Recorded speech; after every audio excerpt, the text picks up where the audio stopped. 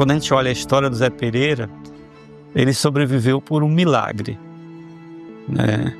A pessoa levar um tiro que ele ultrapassar a sua cabeça e sair dentro do olho do outro lado e sobreviver, ainda ter condições de se levantar, procurar ajuda numa região em que aqueles que procuravam ajuda, a maioria das vezes eles eram devolvidos para as fazendas e aí o serviço era terminado. Ele conseguir chegar no hospital e evitar que eles invadissem o hospital e terminassem o serviço como eles estavam planejando.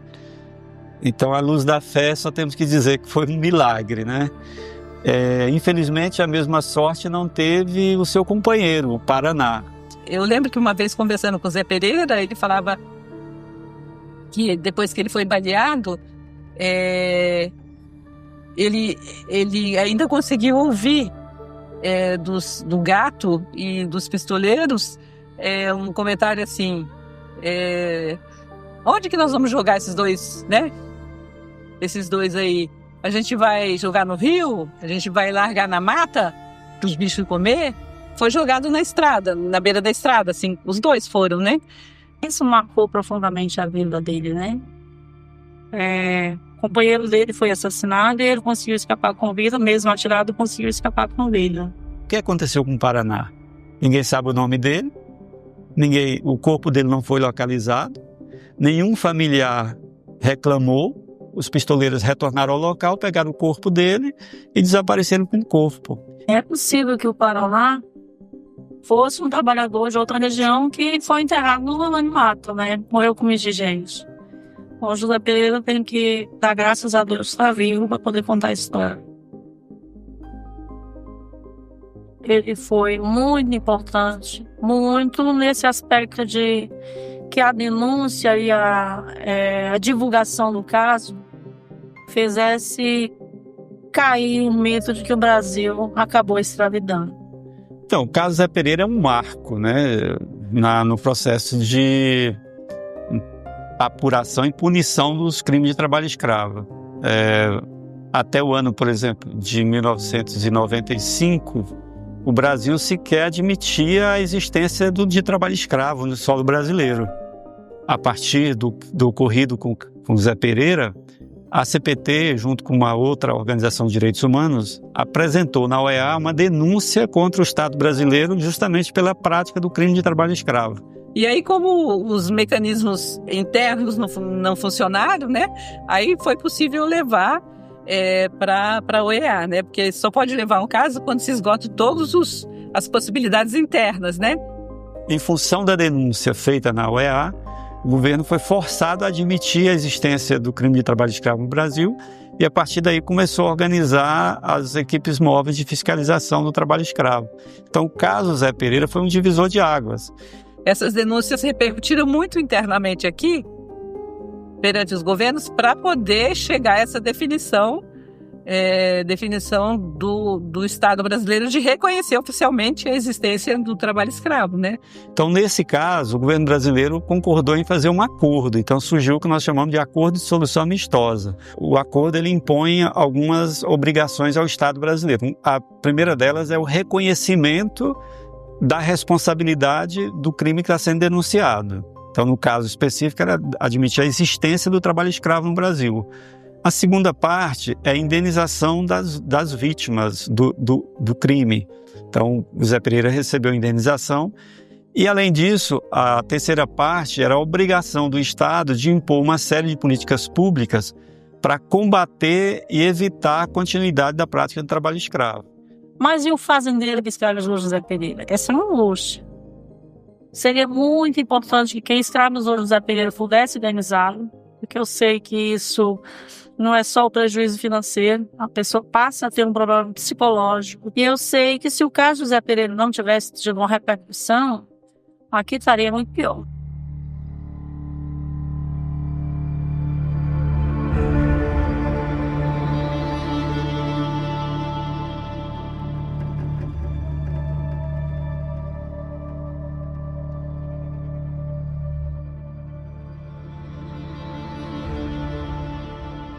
Quando eu cheguei aqui, depois do massacre, me deparei com uma situação de dezenas de conflitos, muitos assassinatos ocorrendo a cada ano, muitas situações de violação de direitos humanos, muitos casos de trabalho escravo.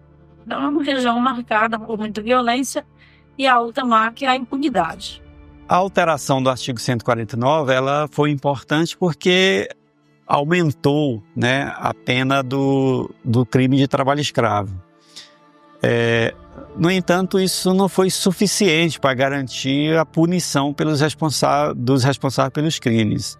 Para ver como é que é a situação da impunidade em relação aos crimes de trabalho escravo, aí eu me refiro aos crimes de assassinatos, nós já contabilizamos só nessa região aqui do Sul e Sudeste mais de 100 casos de assassinatos. E nenhum deles que nós tenhamos conhecimento, nenhum responsável foi julgado, condenado e cumpriu a pena pelo crime cometido contra as pessoas. Essa violência inibe as pessoas de falar, inibe a pessoa de falar sobre a vida, de denunciar os crimes, porque sabe que a repercussão que teve nesses casos, a gente não conseguiu fazer com que a justiça de fato fosse feita. Então, o que ocorre? Essas pessoas são livres para continuar a violência. O Paraná está na vala comum da impunidade. Ninguém sabe quem foi ele e ninguém foi responsabilizado pelo homicídio do Paraná, como não foi responsabilizado por mais de 100 assassinatos que ocorreram nessa região, 100 dos que nós registramos. Isso é apenas a ponta de um iceberg. O número de assassinatos é centenas de vezes maior do que esse. Esse é um número, eu diria assim, até simbólico. Nós vivemos aqui muitas angústias nessa questão da justiça, né? Meu pai foi assassinado em 25, 2 meus irmãos foram assassinados em 1990, 3 deles foram sequestrados e não conseguiu escapar com vida. E também fui casada com Carlos Samuel Pereira, ex-cigarrista que foi assassinado em 2019.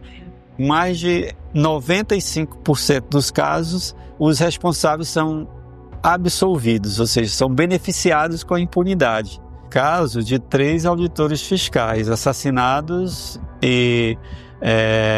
num local plenamente conhecido, no centro urbano praticamente, e que tinham todas as condições de investigar e identificar e punir os responsáveis. Eu tenho muita vontade de ver a justiça funcionar, né? Eu tenho muita vontade de ver. Eu tenho vontade de ver atrás das grades que matou meu pai. Eu tenho vontade de ver atrás das grades que matou meus irmãos. Então é algo que é uma marca dessa região. Você não vê quem manda matar ser punido. A gente está aqui ao fundo com a foto do advogado Gabriel Salles Pimenta, que foi o primeiro advogado da equipe da CPT aqui de Marabá. Foi assassinado em 1982 aqui próximo do escritório. É muito comum as pessoas receberem ameaças e em muitos casos terem assassinatos. Os meus irmãos foram sequestrados em Romaria. Um conseguiu escapar com vida, ele foi baleado na barriga e no braço e conseguiu ser socorrido depois e escapou com vida. Os outros 2, eles estavam algemados um no braço do outro e eles foram assassinados. Em 1987, um segundo advogado que atuou pela CPT na região, que foi o Paulo Fonteles, também foi assassinado. Não muito longe daqui, foi assassinado outro advogado um ano depois, em 1988, foi o João Carlos Batista.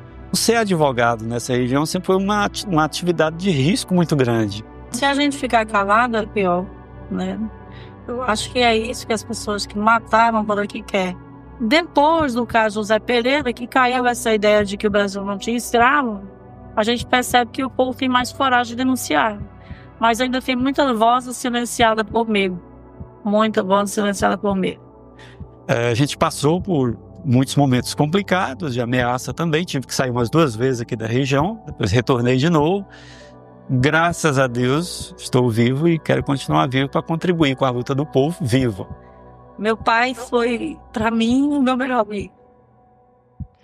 E perder tão jovem marcou não só minha vida, a vida da minha família toda. Psicologicamente, todos nós sofremos. A minha mãe morreu sem ver, condenado, que matou meu pai e meus irmãos.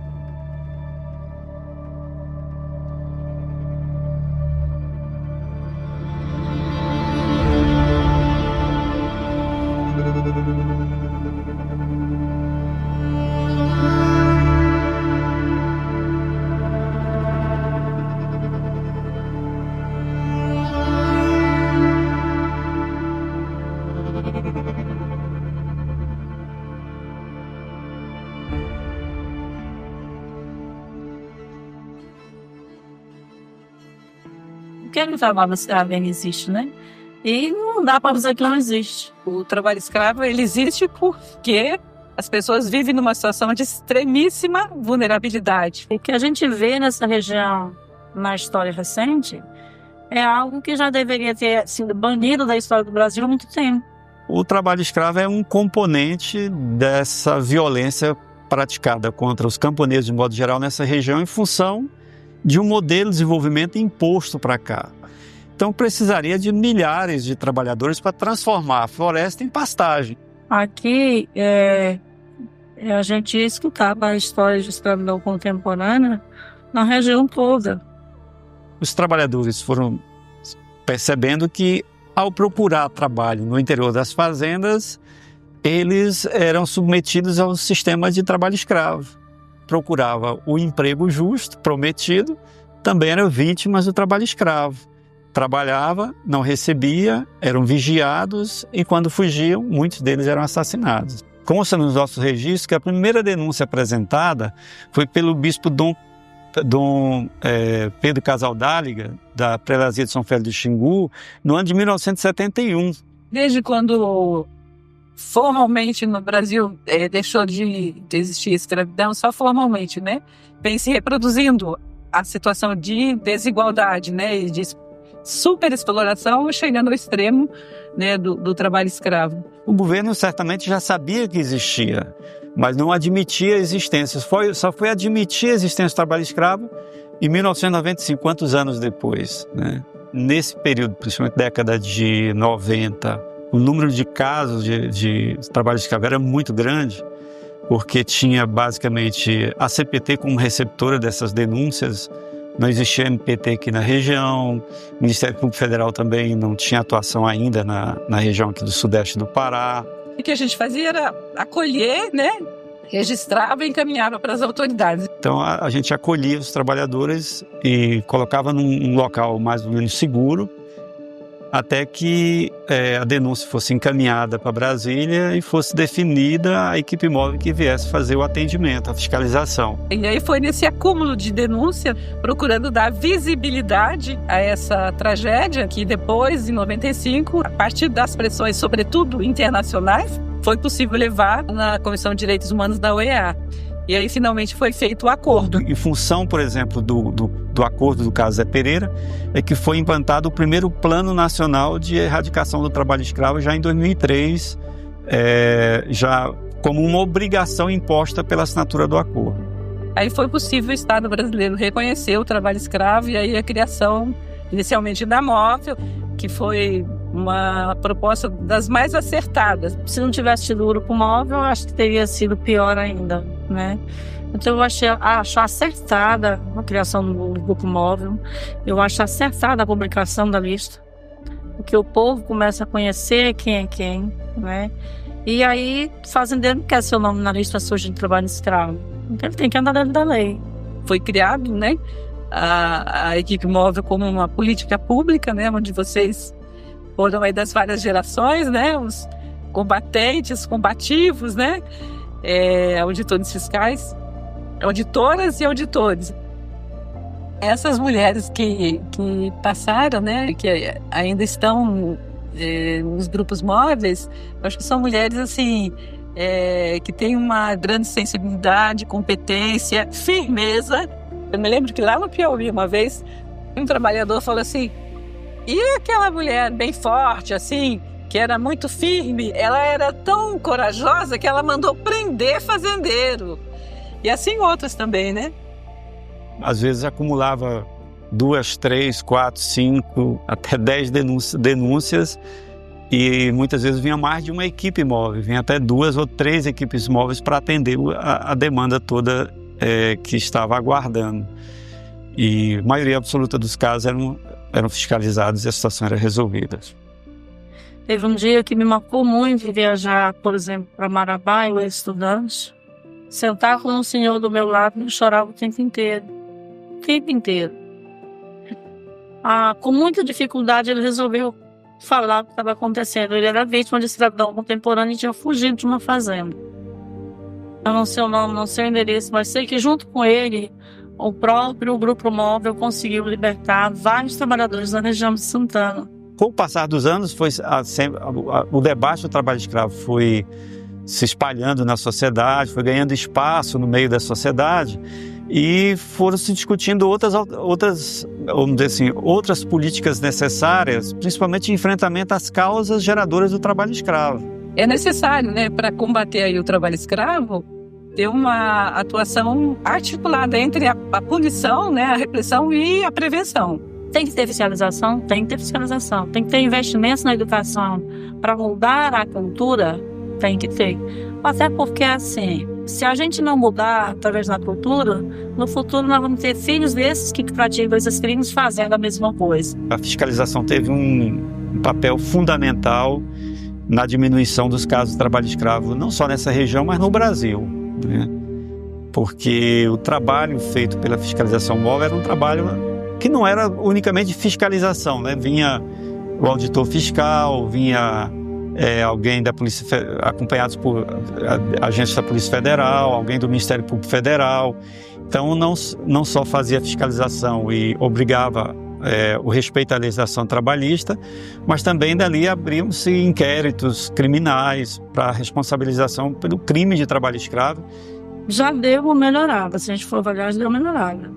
A gente pega uma relação de trabalho, muitos fazendeiros que assinam carteira, que pagam direitinho ao trabalhador, que tem a preocupação com a fiscalização, porque a gente tinha fazendeiros que já tinham a preocupação de andar correto, mas tinha alguns que não estavam nem aí. Agora eles sabem o que tem que fazer.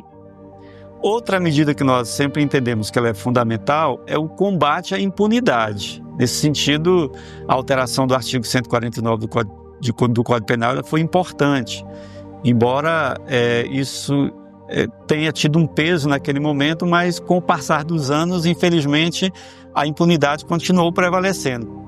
Ainda a punição criminal está muito longe, né, de se realizar ainda, né? A pecuniária, que mexer no bolso, essa tem avançado, né?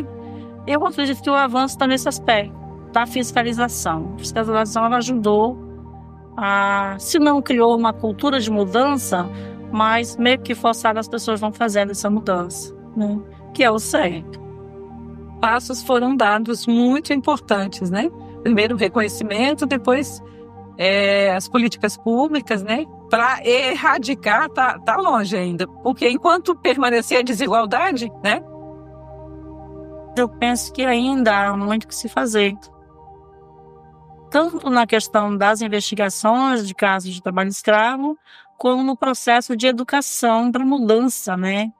E há muito o que fazer ainda, né? Mas eu acho que somando os esforços, né, articulando as forças, é possível da gente avançar. Mataram o Paraná e, em seguida, me atiraram. Eu fingi de morto, né? Eles me pegaram lá na lona, né? Botou na caminhonete e jogou na beira do asfalto. Nasci de novo.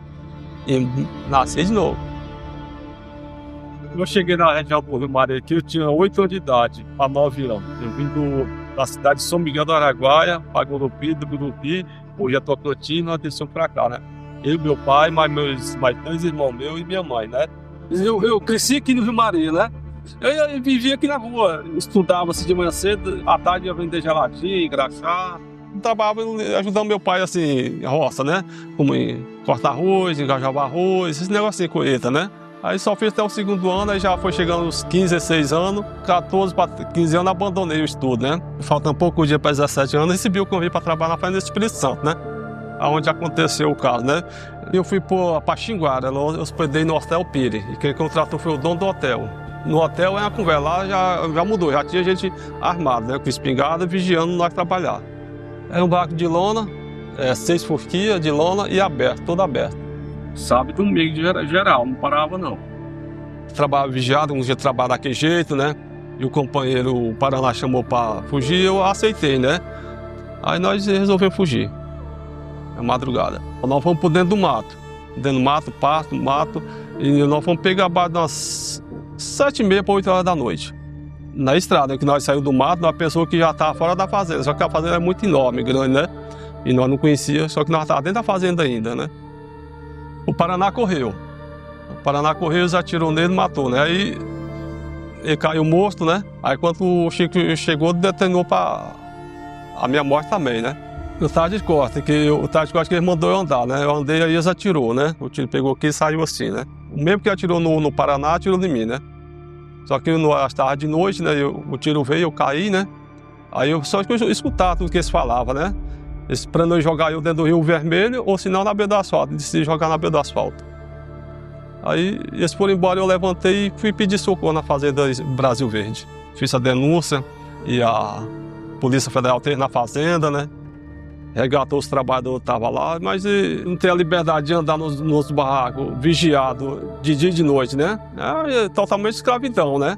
Porque a liberdade é diferente, né? Naquele tempo, houve grande percussão no meu carro, né? Eu acho que houve grande combate sobre o trabalho escravo também naquele tempo, né? Surgiu muita lei através desse caso meu, né? Das coisas, mas ainda existe o trabalho escravo, isso não acaba fácil, né? Mas foi muito importante naquele tempo, né? Eu acho que a fiscalização aumentou mais, a lei trabalhista, né? Tudo, né? Que naquele tempo é um descaso, né? Mas agora eu acho que está mais civilizado um pouco, né? Tanto o trabalho escravo e tanta lei, né?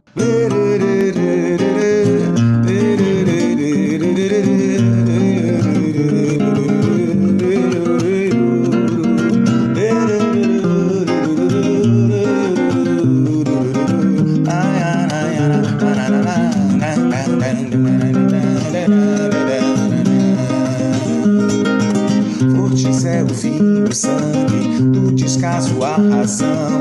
Queria dignidade, qual os donos da cidade. Encontrar-te a servidão, para o Paraná sem norte.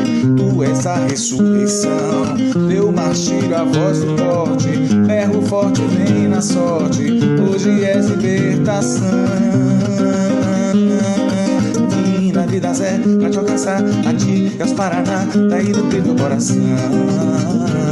Mas agora tá de pra te resgatar, assim, segura a mão dos teus irmãos. Que isso Zé, só te encontra em procissão.